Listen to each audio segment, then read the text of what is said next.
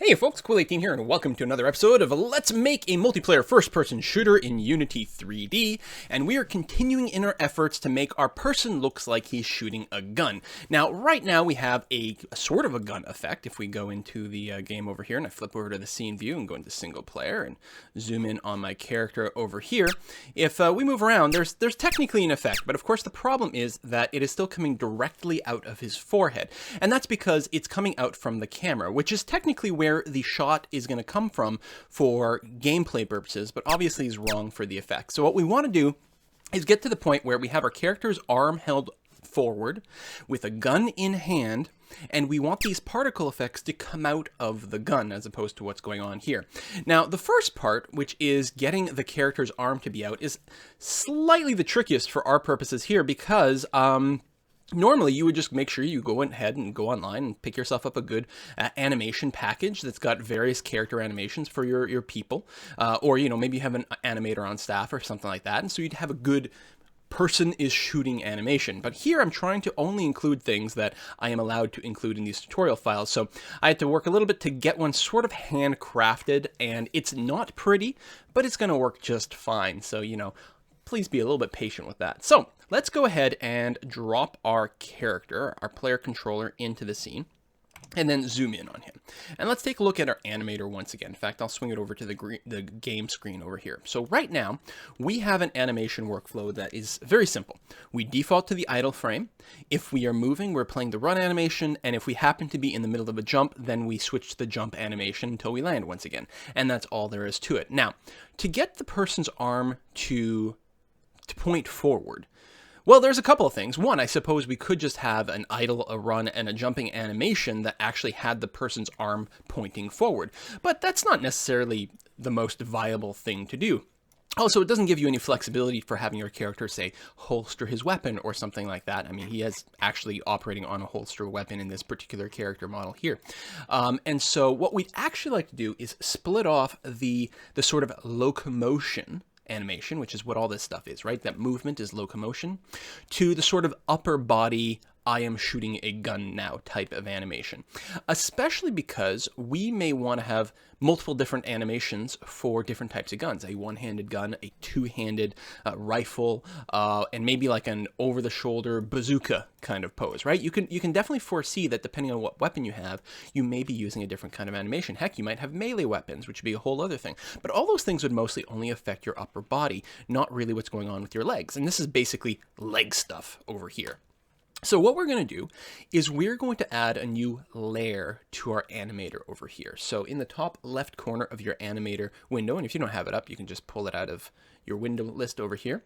We're going to add a new layer. And what that allows us to do is stack animations on top of one another. Now, like I said, I've gone ahead and really roughly handcrafted some animations here. And I just realized, actually, I do actually want to make a slight tweak to these. Because if I pull up my animation, yeah, it's doing this weird thing where I can't even edit it and play. Oh, until I drop it down. I've got that animated, but that's not what I want. So on the new layer, hang on a sec. Let me drop the weapon forward animation on this layer. And now I believe if I go back to animation with my player controller selected, it should be available as one of them, which is great.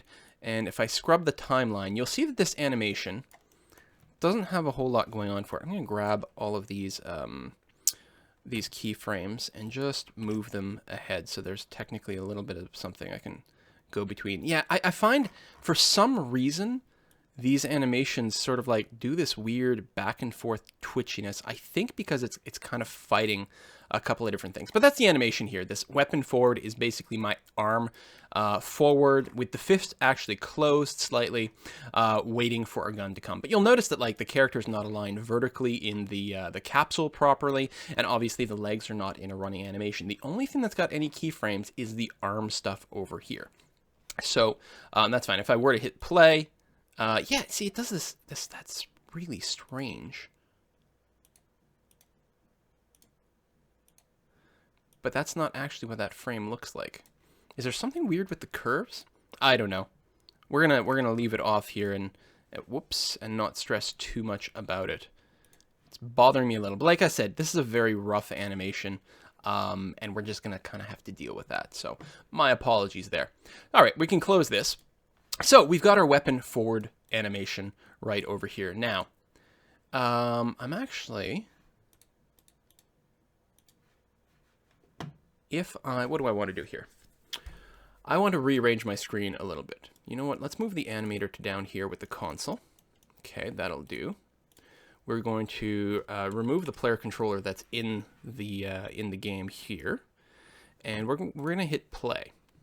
And what we're going to do is we're going to go to single player again and find our character controller over here. Now you'll notice our character is not holding his arm out forward. However, his arm is stiff, and the reason is the current idle animation that we have in here, I don't think it had any keyframes at all for the elbow, which is why the arm is now stiff, but the shoulder and things is still being animated when he, rubs his face and whatnot. Now, the reason his arm isn't being held forward is because this new layer, which I will call the, upper body, this layer has no weight. Okay, we're currently in override blending mode, so the base weight of the normal idle animation is still taking over. But if I increase the weight, you'll see that the other animation pose will take over. Now, that includes the arm going forward, but it also includes the rest of the nonsense, which is him dropping to the ground, which is not what we want at all. But the weight would control that. Now, we aren't going to be messing with this weight in the program, although there's, certainly there may be reasons you would want to do that in certain situations. Here, we are going to want 100% weight so that the arm is held out in front of him, but we only want the arm part of this animation to have any effect on our actual character right now. So how do we do that? Well, we do that using masks, avatar masks. And I don't think I had one set up in here. Yeah, okay, good. And what that will do is it will tell an animation to only apply to a certain part of a body. So in the animation folder here, I'm just going to right click and go create, and I'm going to create an avatar mask. And we're going to call this right arm mask, because that's all we're actually going to be animating right now. So I'm going to, not double click on it. I've got my inspector over here. If I open up the humanoid view of this, you can see the entire model is currently selected green, which means this mask applies to the entire body. Now I can toggle body parts on and off by clicking on them. I can also click the background to toggle the whole model on and off. I'm going to have everything be off and only the right arm and I guess the right hand selected for this mask. Then over here in my animator, I'm going to select this mask, the right arm mask, and I'm going to go ahead and put the weight all the way back up to 1. So now if we hit play, go single player, we've got our character there, and look, only his right arm is getting the animation from my weapon up animation, which again is not much of an animation, but it's technically there, it technically works, we can jump, we can do that. If I were to go down here and reduce the weight, again, it'll go back into the normal sort of running animation, except for the fact that he does have that weird stiff elbow. And you know what? Listen, it's free, guys. That's the best we're going to be doing right now. So we've got our arm facing forward animation. Now, the only downside to this is as we aim up and down, you'll note that the arm doesn't move up and down, which may or may not be fine, depending on how fancy you want to get. In a very fancy game, if you're using Unity Pro, I've got Unity Pro loaded here, but I'm not going to use any Pro features.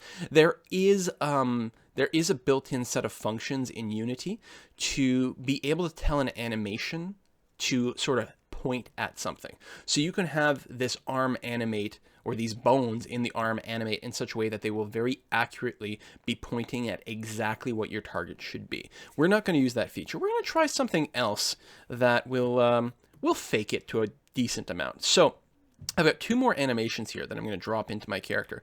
I've got weapon down and weapon up. Now they're exactly the same animation, to the point actually where, if I drop my player controller in here, I also want to do the thing where I copy those keyframes. I'm actually not sure if it matters. You know, we'll try it as is and see what's what. So now I've got these 3 animations. Now, the one in yellow, weapon forward, is my default. If I were to right-click on weapon up as my default, that's the one that would play in this mask by default. Now, you can make transitions between the different ones if you want, but that's not really what we want to do. Don't want to transition between him. This would be him facing directly upwards with his weapon. I think if we do go into the animation view on this character, it will show us, right? No, it doesn't actually show us the animation. Oh, there we are. There, and if I can get it to actually click in, you can see he's holding his weapon straight up, and then the weapon down. I mean, roughly straight up, and then the weapon down, which of course we're not really going to see very well because of the view, but he's holding his weapon and basically pointing down with it. So those are the two extra animations that I put into the system. So what we're going to want to do is we know what the angle we're facing at, right? Because we have our camera, right? It's basically our camera's rotation on the, I believe the x-axis of the camera is us looking up and down. So we can use that to blend between these animations. We'll set the forward one as the default. Actually, that's not entirely true. We're going to create a blend tree is what we're going to do. And this is what we're going to set as the default. And this blend tree is going to use our sort of aim elevation. Actually, we'll call it aim angle, perhaps. We'll use a float, and we'll call it aim angle. And we'll have it default to 0 to be straightforward. How about that? And actually, that might get some tweaking. We'll have to see how it goes. And in our blend tree, we are going to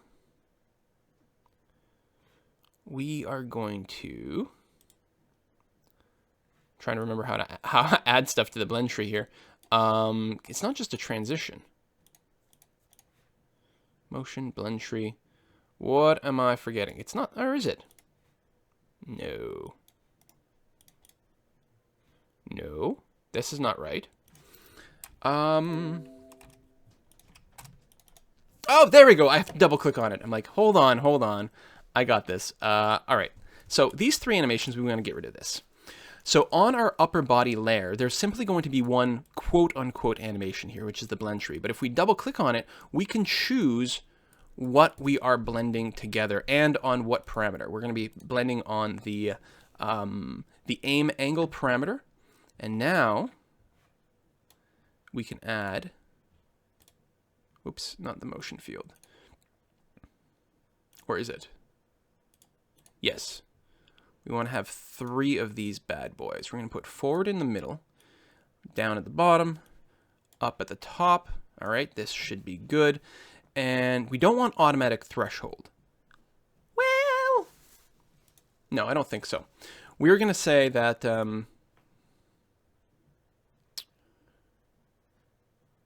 we want the threshold for weapon up to be 90 and the down to be minus 90. And the threshold for this middle one to be 0. I believe that will do what we want. Yeah, so there you go. You can see the aim angle over here. So right, 0 is going to be facing straight forward. 90, positive 90 is going to be straight up. And negative 90 is going to be straight down.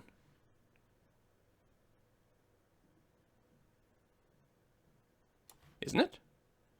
It's kind of, it's like making, it's lighting up the down here, but the up here, which is what it should be. That's kind of strange. Like, if I have it negative here, it certainly implies that weapon up is the thing being selected. Oh, there we go. I clicked off and clicked back on, and it rearranged everything. Okay, good. I was going crazy. I'm like, I'm pretty sure we're doing it right. All right, so now we've got a blend tree that it will cycle between these animations. Now, if this player controller doesn't need to be here anymore. If we hit play, actually, I suppose the aim angle, we're going to make sure it's set to 0, although I'm pretty sure it would just feed off these parameters, so everything should be fine. If I hit play, go into single player, and select my player controller, so we've got this going on, you can see he's correctly aiming forward. Now, let me go and fiddle with this aim angle and put in, say, 45 degrees. You can see it's going up. Actually, I guess I can just change it this way. Or can I? Oh, apparently I cannot. Really?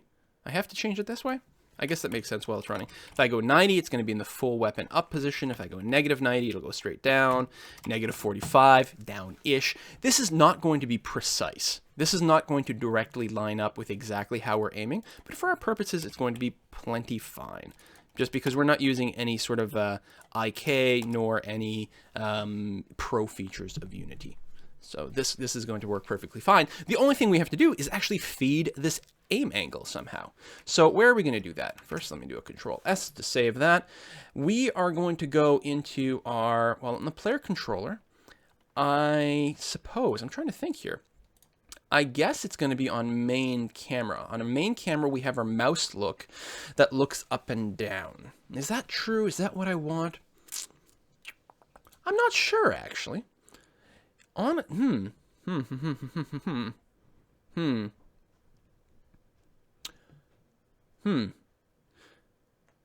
Now,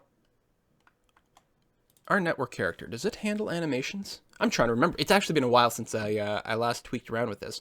I want to try to keep all our animations vaguely in the same place. So let's take a look here. We are receiving. This is where we're sending what our animations are and then also receiving them. We're getting the speed and the float if we are the sort of person who gets that. But I think there's more to it. Oh, it's probably the, no, not character controller. It's not player movement.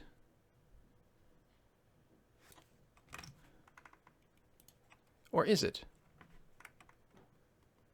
Right, so in, okay, hold on a sec. So in player movement script is where we take in our input and output, and we also set the animation. And then network character, if it's our character, we grab that animation and feed it in there. So to get everything in the same sort of centralized location, we might want to put it in here. Now, the only catch I will say is that the player movement script doesn't really interact with the camera. And what we want to do is get the x-axis rotation of the camera. I think it's a pretty fine place to do it, though. We're going to make a new function. We're going to make a function called adjust aim angle. All right, and we're going to call that as part of the update every single frame. And the goal of this function, now this is player movement. Again, this is the script that is actually going to be running on our personal copy of the player. Other networked instances of this player will not run this script, so that's fine, because the script will be disabled. So adjust aim angle, what we're going to do is we're going to try to find our camera. Now, there's a couple of different ways we can find it. This camera is tagged as the main camera, which means if we did camera.main, that would return that. And this is probably the simplest and laziest way of doing it. It's fine. Every now and again, you might get like weird things if you've got multiple cameras set up. Another way we can do it, we have in our children, one of our children has the camera object or the camera script on it, the camera component, I should say. So we could go do something like this dot get component in children of type camera. This would return a camera, my camera, like that. And that might be the best way of doing it. And then we can check to make sure we've got a legit camera. If my camera equals null, then debug.log error. Why doesn't my character have a camera? This is an FPS, right? Right. And I suppose return in this particular situation. And then what we can do is grab the x-axis of the camera. Now, I guess I can run this now and see if this generates an error. That's, you know, step number one. The thing we want to do as well, okay, so there's no errors so far. This camera, if we observe it here, and let's watch the rotation as we move up and... What? Does the camera not rotate? Sure it does. Oh. I'm being silly. This is not the right thing. Remove you. I was looking at the wrong character. This is the one we want to look at, which has a camera. And if we look at the stats, so there is one tricky thing going on here in that when we're facing forward, we are indeed facing 0.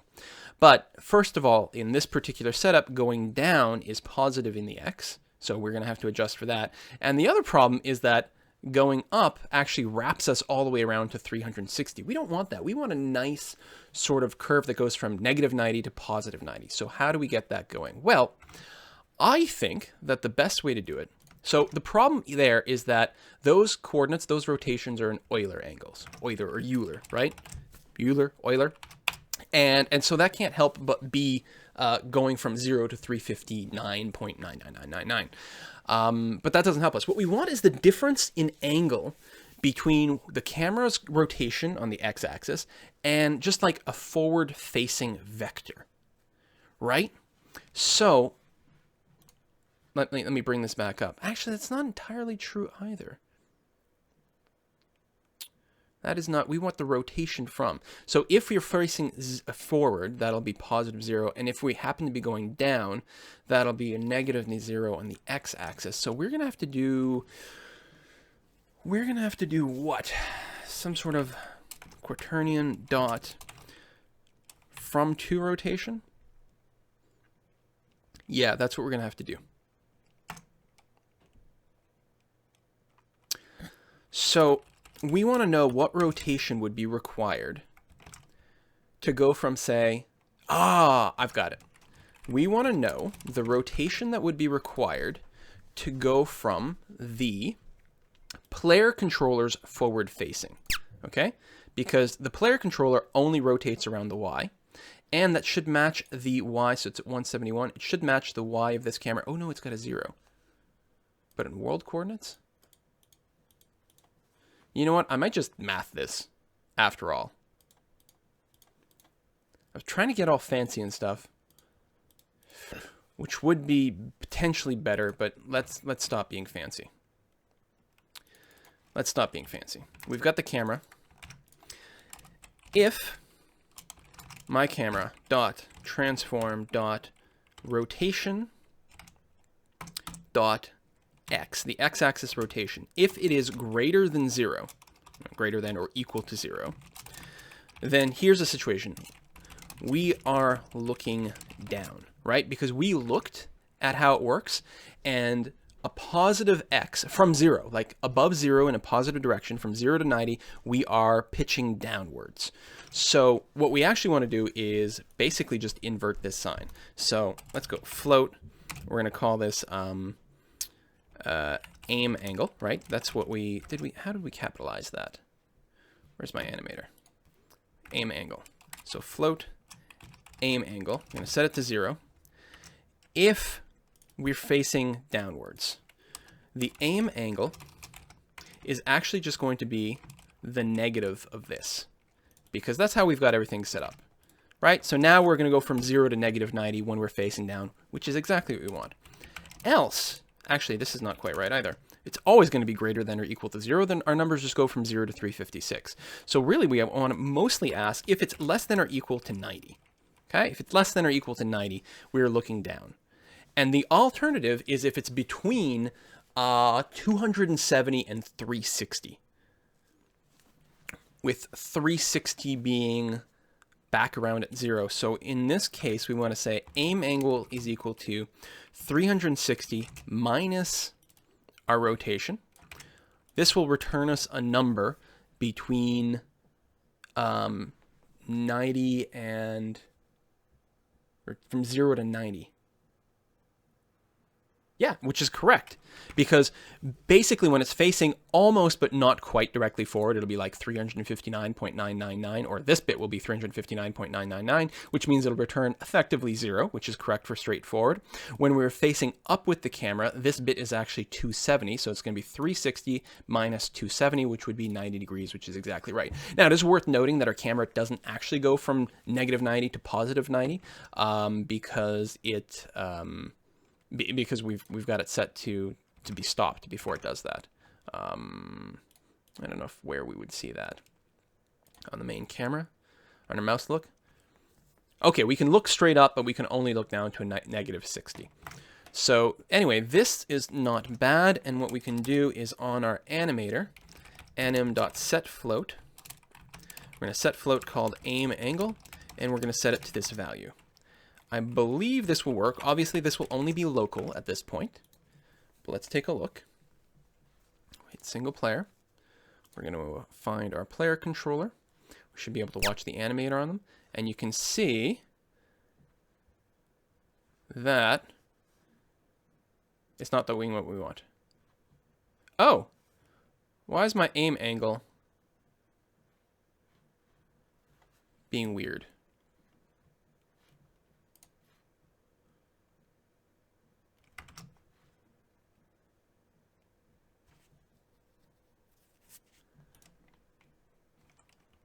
I don't know.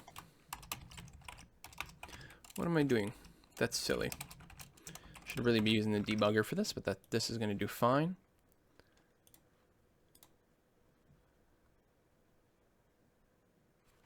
Are these... It's not radians or anything, is it? Oh. Euler angles. .x. Yeah, we were using the quaternion x, y, z, and w coordinates, which are not going to make any sense in this particular context. Hint single player. There we are. Whoa! Oh, it does go into negatives. All right, 60.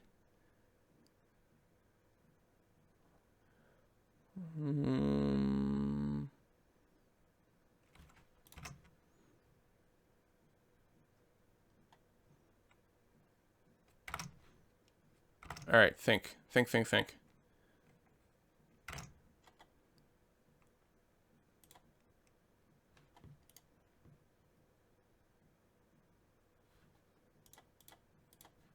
Why? So we go all the way to 300. Why is it just going negative 300? Oh, because I forgot to put in the Euler angle there. Oh, God. See, if I just use the quaternion rotation stuff, it wouldn't be a problem. There we go. Up and down, up and down. Again, it's not going to be perfectly lined up with anything, but we have a bit of an arm moving up and down kind of animation, and I'm going to call that good enough. So in the next episode, what we're going to do is move our gun to our little hand, and I'm going to start on that right away, so you guys won't have as long to wait between videos this time. See you next time, folks. Bye-bye.